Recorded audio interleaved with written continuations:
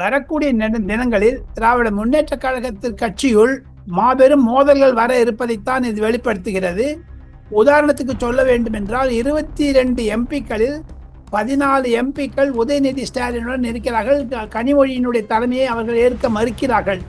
செயல் தலைவர் பதவியெல்லாம் விட்டுருங்க, பாராளுமன்ற தலைவர் கூடத்தில் அரசியல் ரீதியாக அதை பற்றி ஒன்றும் பேசல. பெண் நிறுவனம் வேற கட்டுரை மாதிரி ஒரு பெரிய விளக்க அறிக்கையை கொடுத்து மன்னிப்பு கேட்காத அளவுக்கு பண்ணிவிட்டார்கள். பல ஆயிரக்கணக்கான கோடி ரூபாய் செலவழித்தாலும் இன்னமும் குடும்பத்தில் சண்டை, அதுதான் அது பிரதிபலிக்கும். கனிமொழி அவர்களை உயர வைப்பதற்கு ஒரு எஸ்எம்எஸ் அடிச்சிருக்காங்க கனிமொழிக்கு, நீங்க டிஃபீட் ஆனதை பார்த்து எனக்கு மனசு வருத்தம்னுட்டு. இந்த அம்மா சொல்லியிருக்குது, இனிமேல் என்னுடைய ஃபியூச்சர் எப்படி இருக்கும்னு தெரியலன்னு. அந்த அம்மா சொல்லுது கனிமொழிக்கு, உதயநிதியை நீ எப்படி ஹேண்டில் பண்ண போற அப்படின்ட்டு. ஆக மொத்தம் அவங்களுக்கு நடுவே இன்று தமிழக அரசியலையோ அல்லது திமுக உள்கட்சி அரசியலையோ தெரிந்து கொள்ள வேண்டும் என்றால், சினிமா கவர்ச்சி அதுன்னு எப்படிங்க 108 சீட்டு வரை இவங்களுக்கு 50 சீட்டு வரா போயிடுச்சு. இது திமுக செய்த போதைப் பொருள் வெளில வந்த வம்பு தானே, இவங்க செய்யக்கூடிய ஒரு ஊழல் தானே, இவங்க செய்யக்கூடிய அந்த டாஸ்மார்க் தானே வந்தது. அதையெல்லாம் மறைப்பதற்காகத்தானே செய்கிறார். எங்க ஒன்னே ஒன்று சொல்றேன், காங்கிரஸ் மேல இவ்வளவு கோபப்படுறாங்களே, எங்க காங்கிரஸ் இவருக்கு திமுகவுக்கு விரோதம் வந்தது? காங்கிரஸ் தான் என்னுடைய நல்ல நண்பன், உண்மையான காங்கிரஸ் என்றெல்லாம் தேர்தலுக்கு முன் பிரச்சாரத்தில் விஜய் பேசும்பொழுது உண்மையான காங்கிரஸ்காரெல்லாம் என்னோட இருக்காங்கன்னு சொல்லலையா? அதெல்லாம் திமுகவுக்கு தெரியாதா? திமுக செய்வது மாபெரும் பொய் செயல், மாபெரும் திருட்டு செயல் என்றுதான் நான் நினைக்கிறேன். திமுகவினுடைய வீழ்ச்சிக்கு காரணம் குடும்ப அரசியல். தமிழகத்தில் வன்முறையை தூண்டுவதற்கான விதை விதைத்தார்கள் அன்று சட்டசபையில் பேசும்பொழுது. அதற்கு எதிர்மறையாகத்தான் இந்தியன் யூனியன் முஸ்லீம் சவால் விட்டிருக்கிறது திமுகவிற்கு. இதெல்லாம் வச்சு பார்த்தீங்கன்னா உதயநிதி அரசியல் வன்முறை அரசியலை தூண்டிவிட இருக்கிறார் என்பதெல்லாம் பொது ஜனத்தில் இன்டெலிஜென்ஸ் ரிப்போர்ட் தமிழ்நாடு அரசுக்கு போயிருக்குங்க. எதுக்குங்க மின்சார துறையில ஸ்ட்ரைக்கு, மின்வெட்டு எதுக்குங்க வரணும்? இந்த போலீஸ் அதிகாரிகள் அந்த கான்ஃபரன்ஸ் முடிச்சுட்டு ஏன் சிரிக்கிறாங்க? இன்னமும் சொல்றேன், இந்த திமுகவினுடைய ஆதரவாளர்கள், அதிமுக ஆதரவாளர்கள் விஜய் IAS IPS ஆபீசர் நடுவே இருக்கிறார்கள். அவங்க செய்யும் வம்பு. இதெல்லாம் விஜய்க்கு அது சாதகமாகத்தான் போகிறது என்றுதான் என்னுடைய கருத்து. தமிழகத்தில் திராவிட முன்னேற்ற கழகம் இரண்டாக உடையும் என்பதை மீண்டும் நான் சொல்ல ஆசைப்படுகிறேன் உங்களுடைய ரியல் ஒன் நேயர்களுக்கு.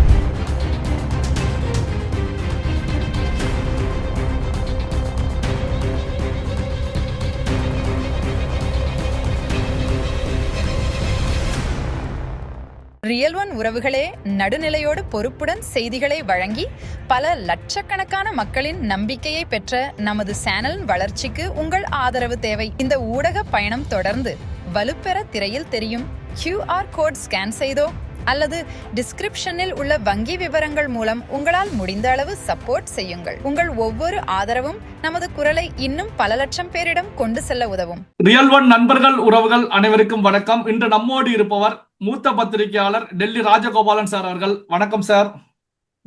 நமஸ்காரம் சிவா, வணக்கம் சார். இப்போ திமுகவுக்குள்ள செயல் தலைவர் நியமிக்க வேண்டும் அப்படிங்கிற கோஷங்கள் எடுத்திருக்கிறது. ஒரு பக்கம் கனிமொழி ஆதரவாளர்களை பொறுத்த வரைக்கும் கனிமொழி அவர்கள் செயல் தலைவராக கொண்டு வரப்பட வேண்டும் அப்படிங்கிற கருத்துக்களை முன்வைக்கிறாங்க. திமுக இளைஞரணி கூட்டத்தில் உதயநிதி ஸ்டாலின் அவர்கள் செயல் தலைவராக கொண்டு வரப்பட வேண்டும் அப்படிங்கிற கருத்துக்கள் முன்வைக்கப்பட்டதாக செய்திகள் வெளியாகி இருக்கிறது. கலைஞர் கருணாநிதி அவர்கள் உடல்நிலை பாதிக்கப்பட்டிருந்த போது செயல் தலைவர் பதவி உருவாக்கப்பட்டு ஸ்டாலின் அவர்கள் செயல் தலைவராக இருந்தாங்க. 2018 கலைஞர் அவர்கள் மறைவுக்கு பிறகு அந்த செயல் தலைவர் பதவியை பொறுத்த வரைக்கும் திமுகவுடைய விதிகள்ல இருந்தே அதிகாரப்பூர்வமாக நீக்கிட்டாங்க. இதை எப்படி சார் பாக்குறீங்க? வரக்கூடிய தினங்களில் திராவிட முன்னேற்ற கழகத்தின் கட்சியுள் மாபெரும் மோதல்கள் வர இருப்பதைத்தான் இது வெளிப்படுத்துகிறது. உதாரணத்துக்கு சொல்ல வேண்டும் என்றால் 22 எம்பிக்களில் 14 எம்பிக்கள் உதயநிதி ஸ்டாலினுடன் இருக்கிறார்கள். கனிமொழியினுடைய தலைமையை அவர்கள் ஏற்க மறுக்கிறார்கள். செயல் தலைவர் பதவியெல்லாம் விட்டுருங்க, பாராளுமன்ற தலைவர் கூடத்தில் கனிமொழியினுடைய ஆதிக்கம் நீடிக்காதா என்ற சந்தேகம் வர ஆரம்பித்து விட்டது. திமுகவிலே ஒரு 7-8 எம்பிக்கள் கண்டிப்பாக கனிமொழி எதிர்த்து பேச இருக்கிறார்கள். குடும்பத்தில் சண்டை வந்து விட்டது. உதயநிதியுடைய ஆதிக்கம் அதிகமாகிவிட்டது. சபரீசனுக்கும் உதயநிதிக்கும் பேச்சு இல்லை. அது அந்த அரசியல் ரீதியாக அதை பற்றி ஒன்றும் பேசல. பெண் நிறுவனம் வேற ஒரு கட்டுரை மாதிரி ஒரு பெரிய விளக்க அறிக்கையை கொடுத்து மன்னிப்பு கேட்காத அளவுக்கு பண்ணிவிட்டார்கள். பல ஆயிரக்கணக்கான கோடி ரூபாய் செலவழித்தாலும் இன்னமும் குடும்பத்தில் சண்டை, அதுதான் அது பிரதிபலிக்கும். கனிமொழி அவர்களை உயர வைப்பதற்கு உதயநிதி எதிர்க்கிறார் என்பதுதான் தெரிகிறது. மாவட்ட கட்சி தலைவர்களுடைய கூட்டத்தில் பல எதிர்ப்புகள் வந்திருந்தாலும் தங்களுடைய எதிர்ப்புகளை வேறு விதி திருப்பி விடுவதற்காகத்தான் காங்கிரஸ் மீது அவர்கள் ஒரு அறிக்கையை விட்டிருக்காங்க, தீர்மானம் போட்டிருக்காங்க. இது கனிமொழியினுடைய வளர்ச்சியை தடுக்கும். காரணம், கனிமொழி அந்த இந்திய அலைன்ஸோட இருக்கணும்னு சொல்ல தவிர பாராளுமன்றத்தில் தனியாக உட்கார வேண்டும் என்று ஒரு கடிதத்தில் கொடுத்தது ஒரு கம்பல்ஷன், அழுத்தத்தின் மீது தான் கொடுத்ததாக கனிமொழி சொல்லுகிறார்கள். இது எல்லாத்தையும் தவிர சிவா, சரத்பவாருடைய மகள் சுப்ரியா சூலே, அந்த அம்மையாருக்கும் கனிமொழிக்கும் மிக மிக நெருக்கமான நட்புகள் உண்டு. இன்றல்ல நேற்றல்ல, பல வருடங்களாகவே கொடுக்கல் வாங்கல் எல்லா சைட்லயும் இருக்குதுங்க. அந்த அம்மா ஒரு எஸ்எம்எஸ் அனுப்பிச்சிருக்காங்க கனிமொழிக்கு போன்ல, நீங்க டிஃபீட் ஆனதை பார்த்து எனக்கு மனசு வருத்தம்னுட்டு. இந்த அம்மா சொல்லியிருக்குது, இனிமேல் என்னுடைய ஃபியூச்சர் எப்படி இருக்கும்னு தெரியலன்னுட்டு. அந்த அம்மா சொல்லுது கனிமொழிக்கு, சுப்ரியா சூலே, உதயநிதியை நீ எப்படி ஹேண்டில் பண்ண போற அப்படின்ட்டு. ஆக மொத்தம் அவங்களுக்கு நடுவே இது மாதிரியான வாட்ஸ்அப் மெசேஜ்கள் பரவலாக பேசப்படுகிறது.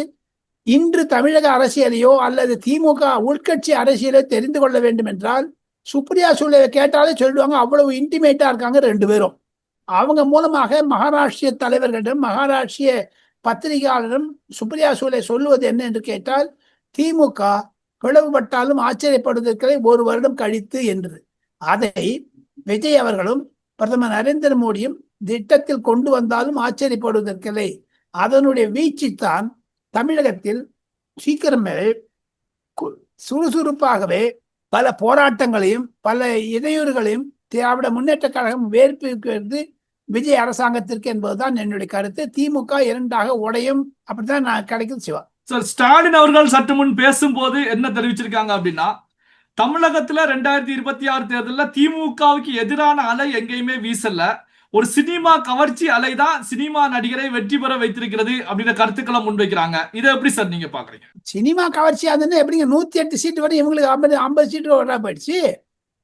இது திமுக செய்த போதைப் பொருள் வந்த வம்பு தானே, இவங்க செய்யக்கூடிய ஒரு ஊழல் தானே, இவங்க செய்யக்கூடிய அந்த டாஸ்மார்க் தானே வந்தது. அதையெல்லாம் மறைப்பதற்காகத்தானே செய்கிறார். எங்க ஒன்னே ஒன்று சொல்றேன், காங்கிரஸ் மேல இவ்வளவு கோபப்படுறாங்களே, எங்க காங்கிரஸ் திமுகவுக்கு விரோதம் வந்தது? திமுக தோல்வி அடையும் என்று நாம் இருவருமே பேசியிருக்குமே சிவா. ஏன்னா தொங்கு சபை வரும் நான் சொல்லலையே அவங்க கிட்டக்க. ஸோ இதெல்லாம் வச்சு பார்த்தீங்கன்னா திராவிட முன்னேற்ற கழகம் தன்னுடைய இடையூறுகளை எல்லாம் மறைப்பதற்கு, கண் துடைப்பதற்காகத்தான் இது மாதிரி பேசுகிறார்கள்.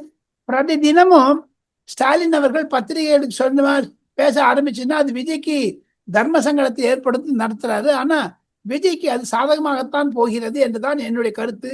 தமிழகத்தில் திராவிட முன்னேற்ற கழகம் இரண்டாக உடையும் என்பதை மீண்டும் நான் சொல்ல ஆசைப்படுகிறேன் உங்களுடைய ரியல் ஒன் நேயர்களுக்கு. சார், இப்ப சனிக்கிழமை திமுகவுடைய இளைஞரணி கூட்டத்துல எதிர்க்கட்சி தலைவர் உதயநிதி ஸ்டாலின் அவர்கள் பேசும்போது, திமுக மீது காங்கிரஸ் கட்சி முதுகுல குத்தி விட்டது, இனி எதிர்வரக்கூடிய காலங்கள்ல காங்கிரசுடன் உறவும் கிடையாது, கூட்டணி கிடையாது அப்படின்ற கருத்துக்களை அழுத்த திருத்தமாக தெரிவிச்சிருக்காங்க. 1984ஆம் ஆண்டு கலைஞர் கருணாநிதி அவர்கள் காங்கிரஸோடு முரண்பட்டு நின்ற போது இதே கருத்துக்களை தான் தெரிவிச்சாங்க. 2014 திமுக தலைவர் மு.க. ஸ்டாலின் அவர்கள் ஒரு தனியார் தொலைக்காட்சிக்கு பேசும்போதும் இனி ஒட்டும் கிடையாது, உறவும் கிடையாது அப்படின்ற கருத்துக்களை தெரிவிச்சாங்க. இப்போ 2026 அதே வரிகள் தான் உதயநிதி ஸ்டாலின் அவர்கள் தெரிவிச்சிருக்காங்க. எப்படி சார் பாக்குறீங்க? உதயநிதி அவர்களுக்கு அரசியல் புரியும். ராகுல் காந்தி உதயநிதி முதலமைச்சரானால் அவர் பிரதமர் ஆகும்போது 2029 தப்பிப்பார் என்று தான் உதயநிதிக்கும் ஸ்டாலினுக்கும் இருக்கக்கூடிய, உதயநிதி ஸ்டாலினுக்கும் ராகுல் காந்திக்கும் இடையே இருக்கக்கூடிய ஒரு கருத்து வேறுபாடுகள் தான் ராகுல் காந்தியை விஜய் பக்கம் தள்ளியது. தேர்தலுக்கு முன்னதாகவே தமிழ்நாடு ஒரு கரங்கார அரசு என்று பிரவீன் சக்கரவர்த்தி கூறவில்லையா? அதை தவிர காங்கிரஸ் தான் என்னுடைய நல்ல நண்பன், உண்மையான காங்கிரஸ் என்றெல்லாம் தேர்தலுக்கு முன் பிரச்சாரத்தில் விஜய் பேசும்பொழுது உண்மையான காங்கிரஸ்காரெல்லாம் என்னோட இருக்காங்கன்னு சொல்லலையா? அதெல்லாம் திமுகவுக்கு தெரியாதா? திமுக செய்வது மாபெரும் பொய் செயல், மாபெரும் திருட்டு செயல் என்றுதான் நான் நினைக்கிறேன். திமுகவினுடைய வீழ்ச்சிக்கு காரணம் குடும்ப அரசியல்.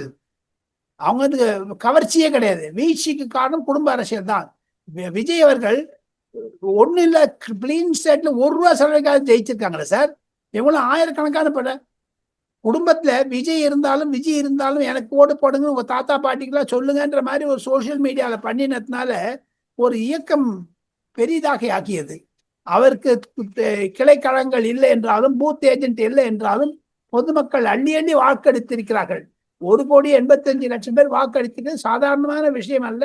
35% அவங்க எடுத்திருக்காருன்னா வெரி இன்ட்ரெஸ்டிங் திங். அதை தவிர சிவா, தமிழக மக்கள் பாருங்க கூடு போட்டாங்க 30 கரெக்டா பண்ணி விட்டாங்க எல்லாருக்கும். ஏடிஎம்கேக்கு 30, இவங்களுக்கு 30, இவங்களுக்கு 30ன்னா யாராலையும் ஒன்றும் பண்ண முடியாது. காங்கிரஸ்ல இருந்து போய் திமுக செய்தது, திமுக அணியை விட்டு ஏன் எல்லாரும் வெளில போறாங்க அது சொல்லுங்க. கவர்ச்சினால வெளில போனாங்களா? காங்கிரஸ் கவர்ச்சினால போச்சா விஜயோட? அல்லது உங்களுக்கு கவர்ச்சின்னு சொல்றாங்களே, கம்யூனிஸ்ட் கட்சிலாம் கவர்ச்சிக்கு எது மைண்டா போனாங்களா? உங்களோட ஏன் விட்டாங்க? சமூக நீதி எங்க போச்சு? திராவிடியன் ஸ்டாக் எங்க போச்சு? திராவிடியன் மாடல் எங்க போச்சு? ஆக மொத்தம் பொதுமக்கள் குடும்ப அரசியலை சிலக்கினார்கள். எப்படி விஜய் அவர்களை கரூர், ஜனநாயகன், சங்கீதா விஷயத்துல நெசுக்கினார்களோ அவரை வளர விடக்கூடாது பண்ணாங்க. இப்போ ஆட்சியில் இருக்கும்போது வளர விடாது பண்ணக்கூடாதுன்னு தினம் ஸ்டேட்மெண்ட். சட்டசபையில நம்பிக்கை தீர்மானத்தின் போது சனாதன தர்மத்துக்கு நம்பிக்கை தீர்மானத்துக்கு என்னங்க? அப்துல் காதருக்கு அமாவாசைக்கு என்ன சம்பந்தம் சொல்லுங்க? அவங்க சொல்லுவாங்களே இந்த இரும்பு அடிக்கிற இடத்துல ஈக்கு என்ன வேலை? இவங்க என்னத்துக்கு சனாதன தர்மத்தை அங்க போய் பிழைச்சாரு இந்த மாதிரி ஒரு விஷயத்தெல்லாம் உதயநிதி என்ன? தமிழகத்தில் வன்முறையை தூண்டுவதற்கான விதை விதைத்தார்கள் அன்று சட்டசபையில் பேசும்பொழுது. அதற்கு எதிர்மறையாகத்தான் இந்தியன் யூனியன் முஸ்லீம் சவால் விட்டிருக்கிறது திமுகவிற்கு. அவங்களாம் கவர்ச்சியில போனாங்களாங்க, பதவி ஆசையில போனாங்க. நாளைக்கு பதவி ஆசையில போனா சொல்லுவார் பாருங்க ஸ்டாலின், இவனுக்கெல்லாம் பதவி கொடுக்கவே இல்லை. அவங்களாம் 8 தலித்து கொடுத்துருக்காரு விஜய், 2 பிராமணன் கொடுத்துருக்காரு. இவர் கொடுத்தாரா? பிராமண விரோதி. எதுக்கு அங்க பிராமண விரோதி பண்ணணும்? நான் ஒரு பிராமணங்க சிவா, நான் ஒரு ஐங்கார் நெத்தியில் நாமத்தை போட்டு இருக்கேன், அவ்வளவு தைரியமாக இருக்கிறோம். இவர் சொல்றாரு அந்த ரமேஷ் என்பது ஒரு பிராமண பையன், ஐங்கார் பையன், அவர் கொடுத்தது தப்பே கிடையாது. விஜய்க்கு நம்பிக்கை இருக்கணுமே தவிர ஸ்டாலினுக்கு நம்பிக்கையும் இல்லையன்னு இவனுக்கா கேட்கறது. இதெல்லாம் வச்சு பாத்தீங்கன்னா உதயநிதி அரசியல் வன்முறை அரசியலை தூண்டிவிட இருக்கிறார் என்பதெல்லாம் பொது ஜனத்தில் இன்டெலிஜென்ஸ் ரிப்போர்ட் தமிழ்நாடு அரசுக்கு போயிருக்குங்க. அதனால்தான் அந்த சனாதனத்தை பற்றி பேசினாரு. தமிழகத்தில் கிறிஸ்தவர்களுக்கு எதிராக, முஸ்லிம்களுக்கு எதிராக, இந்துக்களுக்கு எதிராக ஒரு போராட்டம் தமிழ்நாட்டில் இல்லாத அளவிற்கு வர இருக்கிறது என்றால் தமிழக சட்டம் கூடமே. ஆனால் அதுல திமுக, அதிமுக கருப்பு சட்டை போட்டுனா எரியும் அவங்களுக்கு. அதனால்தான் அவங்களுக்கு ஒரு ஒரு தமிழக சட்டசபையில் இந்த வன்முறை கூட பார்க்கலாம். நீங்க அவ்வளவு எக்ஸ்ட்ரீமுக்கு போவாங்க எதிர்கட்சி தலைவர்கள். காரணம் பதவி இழந்தத்தினுடைய ஒரு கோட்பாடு அந்த ஒரு ஷாக்ல இருந்து இன்னும் வெளில வரல. அவங்கெல்லாம் எதுக்குங்க மின்சார துறையில ஸ்ட்ரைக்கு, மின்வெட்டு எதுக்குங்க வரணும்? இந்த போலீஸ் அதிகாரிகள் அந்த கான்ஃபரன்ஸ் முடிச்சுட்டு ஏன் சிரிக்கிறாங்க? இன்னமும் சொல்றேன், இந்த திமுகவினுடைய ஆதரவாளர்கள், அதிமுக ஆதரவாளர்கள் விஜய் IAS IPS ஆபீசர் நடுவே இருக்கிறார்கள். அவங்க செய்யும் வம்பு இதெல்லாம். சார், இப்போ தமிழக முதலமைச்சர் விஜய் அவர்களை பொறுத்த வரைக்கும் இப்போ தாவேக அமைச்சர்கள் தங்களுடைய சாதி மதம் சார்ந்தவர்களை அலுவலக உதவியாளர் முதல் நேர்முக உதவியாளர்கள் வரை வச்சிருக்க கூடாது, மற்ற சமுதாய மக்கள் மற்ற மதத்தை சார்ந்தவர்களையும் அதிக அளவுல வைத்திருக்க வேண்டும் அப்படிங்கிற உத்தரவு பிறப்பிச்சிருக்காங்க. கடந்த காலத்துல திமுக அமைச்சர்களை பொறுத்த வரைக்கும் அவர்களுடைய உறவினர்கள், அவருடைய சாதியை சார்ந்தவர்கள் தான் அவர்களை சுத்தியே இருப்பாங்க. இப்ப விஜயனுடைய இந்த அதிரடி உத்தரவு எப்படி சார் பாக்குறீங்க? கட்சியை நன்றாக நடத்த வேண்டும் என்று பார்க்கிறார், ஆட்சியை நன்றாக நடத்த வேண்டும் என்று பார்க்கிறார்கள். அது தண்டவாளத்துல வண்டி இறங்கக்கூடாதுங்கிற ஒரு அச்சத்திற்கு, டீரெயில் ஆகக்கூடாதுன்னுட்டு, தடம் பிறழக்கூடாது என்று. அதற்காக விஜய்க்கு வாழ்த்துக்கள். விஜய் ஸ்டபர்னா இருக்கணும், அழுத்தத்துடன் இருக்கணும், அதிகாரத்தை உபயோகப்படுத்துங்கள். தங்களுடைய அபிமானமான ஆட்களை எப்படி மந்திரியாக போட்டிருக்கிறோ அது மாதிரி ஆபீசர்ஸை போடுங்க. தங்களுடைய அரசாங்கம் 6 மாதத்திற்குள் இந்த திராவிட முன்னேற்ற கழகம் டைம் கொடுத்துருக்காங்க, அதுக்குள்ள நல்ல சமயத்தை தான் பண்ணிட்டு நாளையில இன்னைக்கு பாருங்க, ஒரு கட்சியில பெரிய ஒரு குழப்பம், திமுக உட்கட்சின்னு சொன்னீங்க, அந்த போட்டோலாம் சோசியல் மீடியால பாக்குறேன். அது தமிழ்நாடு எலக்ட்ரிசிட்டி போர்டு ஸ்ட்ரைக்கு, அந்த கோயம்புத்தூர்ல ஒரு பாலியல் வழக்குல அந்த 10 வயசு குழந்தை இது பண்ணியிருக்காங்க. ஒவ்வொரு மாவட்டத்திலையும் மாதிரி வரதுனால 35 கொலை இருக்குன்னு சொல்றாங்க. ஏங்க, திராவிட முன்னேற்ற கழக அரசாங்கத்தில் 22,000 கொலை நடந்துட்டு கவர்னர் சொன்னாரு, அதை பார்க்கலையே. இதெல்லாம் வச்சு பாத்தீங்கன்னா திமுக சரி, எதிர்கட்சிகள், திமுக தனியா ஆயிடுச்சுங்க. அவங்களோட இந்த கூட்டணி பொதுமக்கள் கலைச்சியா போயிட்டாங்கன்னா கூட இதுக்கு ஏங்க கூட்டணி ஆட்சிக்கு எங்க அவங்க எல்லாம் வெளில போறாங்க. கம்யூனிஸ்ட் எதுக்கு வெளில போச்சு அதை சொல்லுமே ஸ்டாலின். இவர் தான் அனுப்பிச்சு வச்சாரா? வியாழக்கிழமை அந்த கூட்டம் டெல்லியில் நடந்தாலும் நடைபெறும் என்று தான் சொல்லி, அதுதான் சிறப்பு செய்தி. சிவா, பல்வேறு முக்கியமான செய்திகளை நம்முடைய உறவுகளுடன் பகிர்ந்து கொண்டதற்கு நன்றி சார். நன்றி நன்றி. உங்கள் பிசினஸ் இன்னும் அதிக மக்களை சென்றடைய வேண்டுமா? இன்றைய டிஜிட்டல் உலகில் சரியான ப்ரமோஷன் தான் வெற்றியின் முதல் படி. தமிழகம் முழுவதும் பல லட்சக்கணக்கான பார்வையாளர்களை தினமும் சென்றடையும் ரியல் ஒன் யூடியூப் சேனல்களில் உங்கள் பிசினஸ் இனி எல்லோரும் அறியட்டும். குறைந்த செலவில் அதிக ரீச். உங்கள் பிராண்டுக்கு நம்பிக்கையும் வளர்ச்சியும் சேர்க்க இன்றே எங்களை தொடர்பு கொள்ளுங்கள். 9280087164